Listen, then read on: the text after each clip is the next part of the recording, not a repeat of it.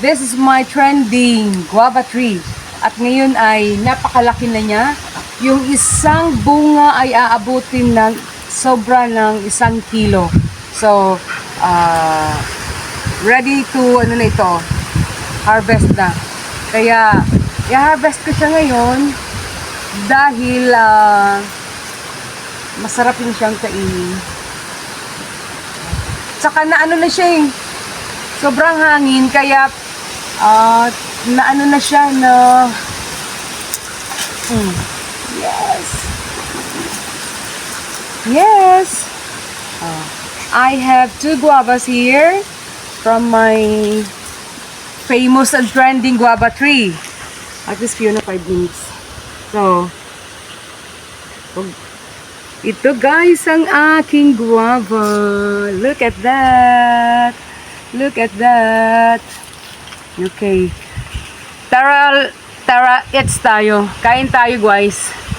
Ang sarap-sarap. At saka, meron pa siyang mga natitirang bunga. Oh.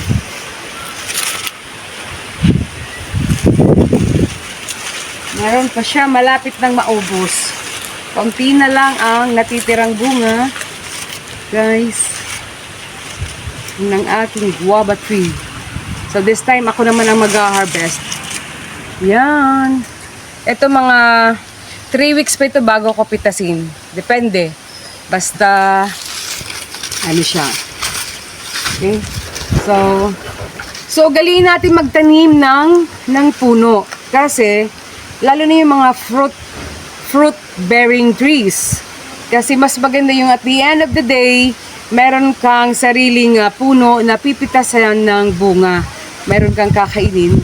So, wag ka nang hindi na yung bili ng bili. So, mag-aral tayong magtanim ng mga namumungang punong kahoy. So, ito lang meron ako. Meron akong puno ng mangga, kaya lang hindi pa namumunga. Meron akong kalamansi, meron akong pomelo. May isa pa lang ang bunga ng pomelo. So, ilang minuto na yan, anak. So, ito yung sarap-sarap, guys.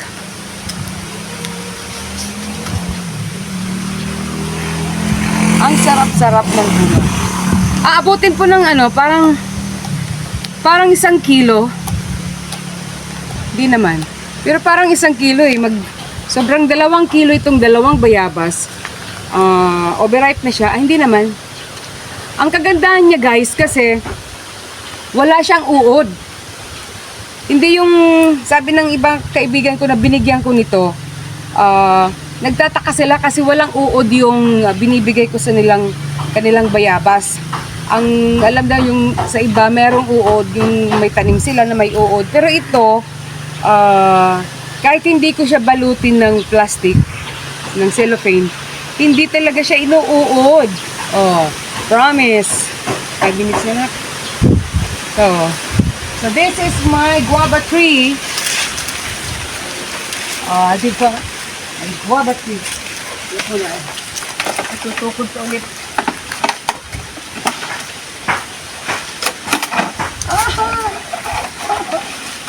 I need gatag here.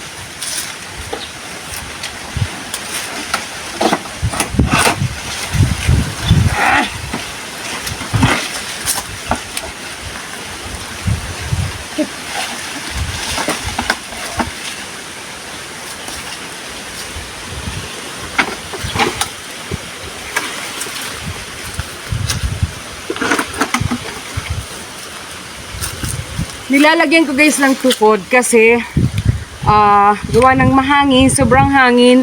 So kailangan tukudan yung bayabas. Dumadapa kasi siya sa lupa. So, ayan, meron pa siyang mga bungang natitirang bunga. Kamuntik na guys. So, I have now. So, ilang araw ito, napakarami kung i-slice ko ito, ay napakarami ang pwedeng kumain ito. Sobra sa 10 katao ang pwedeng kumain sa isang bayabas. Pag ito ay in-slice ko ang bayabas. So, yun, guys. You see? 5 minutes na.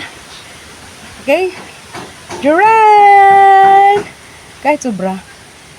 Duran! Reconnecting ang aking YouTube. Okay, I'm live. O, di ba? La la la la la la la la la la la la la la la la. May guava tree. Okay. Lagpas na. Yeah, yan. Okay, thank you anak. Thank you. Bayabas. Tingnan niyo at ang linis-linis ng loob ng bayabas niya. Wala siyang uod kahit isa, kahit sira. Kahit makikita ninyo ito dito, na parang nagsisimula na siyang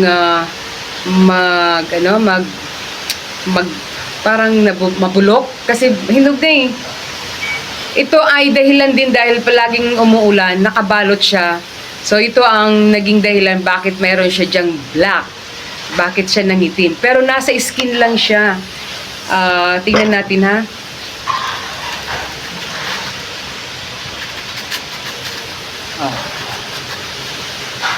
So nasa skin lang siya guys. Tinanggal ko. Sa skin lang. Dito oh. Hindi na siya. Ito na yung tinanggal ko. Hindi na siya umabot sa ilalim ng look at that. Makapal pa yung ilalim ng bayabas. So, I hope na yung nanonood ay mabigyan ko din sana. Kaya lang napakalayo ng aking mga followers, ang aking mga subscribers. So, let us taste. Taste natin yung lasa ng bayabas.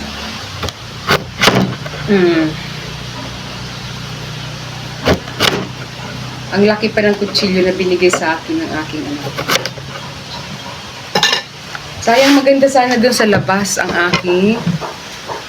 aking drama. Diba? Jaran!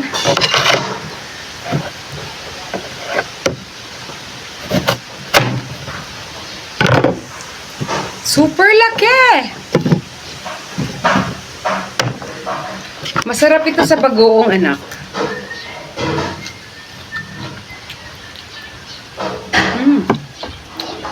Ilang minutes na lang. Promise, ang sarap. So, itatry ko na naman ng buto nito, yung tanim ko. Isisidling ko muna. Then, I'm planning to have a plantation of guavas here at my place. Kasi napakaganda ng kanyang lahi. I mean, hindi siya inuod.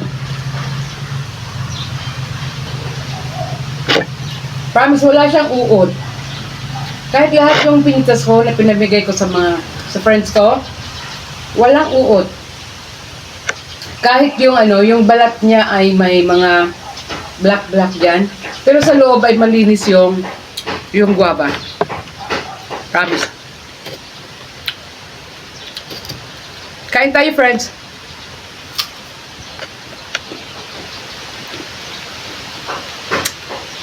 Pero na.